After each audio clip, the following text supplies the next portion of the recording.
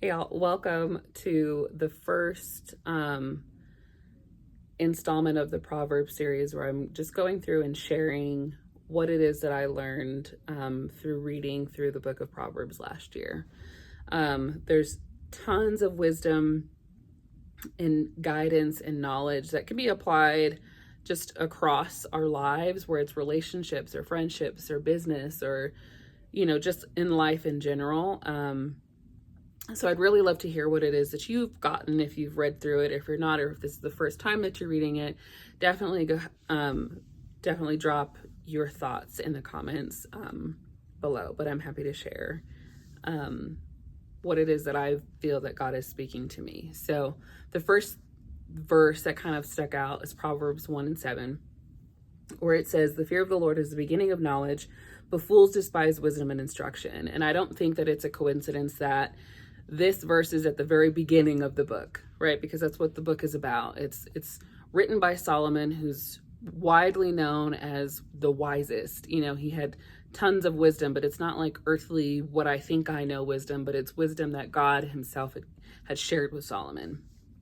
But the fear is the part that I kind of had to look up, because it's like in the Bible, it says, like, don't be afraid, right? We shouldn't be afraid as believers. Tickle in my throat there. That we shouldn't be afraid as believers, because fear is not something, the Bible talks about, God not giving us a spirit of fear. So why would we need to be afraid or have a fear of him if fear isn't something that he gives us, right? So I looked it up, and that fear is not really like being scared or having like a sense of terror or, being afraid of God. It's more so like being in awe of God and having a reverence for him, and being aware of him, and letting go of and putting aside of the things that you think that you know, and really bending your own will and your thoughts and what you want to him to get what it is that he has for you and what it is that he's trying to say.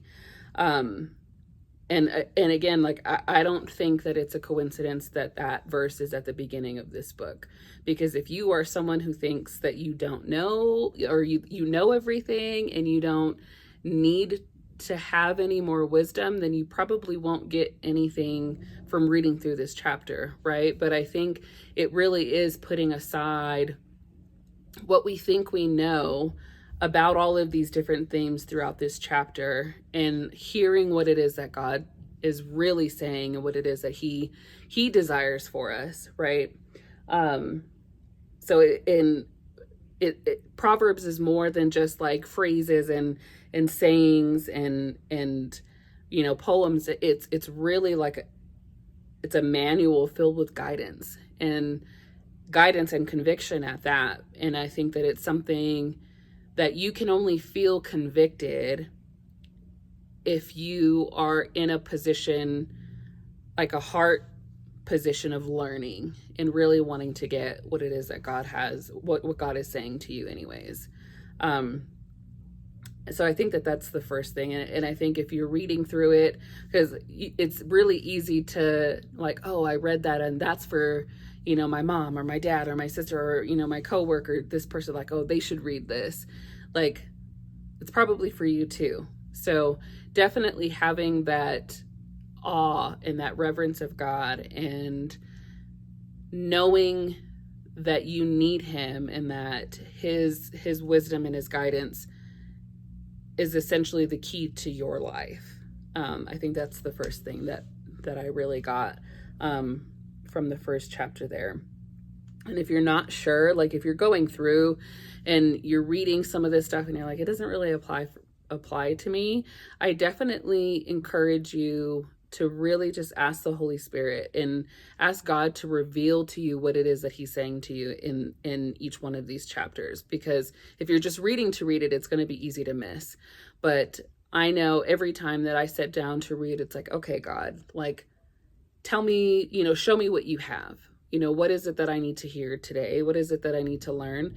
Always, always, always something was revealed. And in some cases, it's stuff like, oh man, like, yeah, no, like I don't have the right, attitude or the right mindset about, my job or my business or my family or, like any one of those situations. So I think that's important as well, is just reading, and before reading, just really opening your heart and being prepared for what it is that he has for you anyways. The second theme comes from Proverbs 1:8-19, where for me, this really was like a petition for us as believers, where it's really saying like, hey, the people in your life who are, kind of out there living however it is that, even if people you go to church with, people who say that they're believers as well,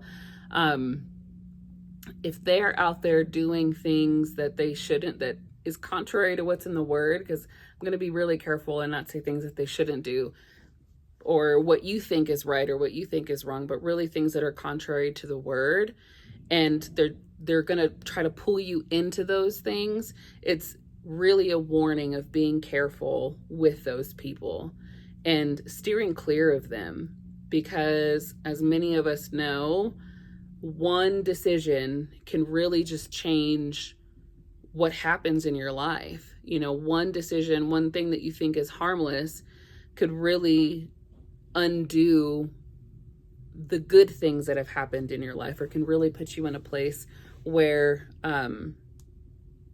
it could end up costing your life, just to be real. I've definitely, looking back on my life, there's absolutely decisions and things that I made where it seemed like it harmless, but looking back, it's like, oh man, like that was really stupid to drive drunk. Like, that was really stupid to like do those drugs. It was really stupid to, a whole laundry list of things, right? But one decision, even if it's influenced by other people, can cost you way more than you could ever imagine. So 1:8-19 is really just really petitioning, like take a survey of those people, right? And I think in today's culture, everyone is all about like standing on 10 toes and like, I'm gonna do what's best for me. I'm gonna,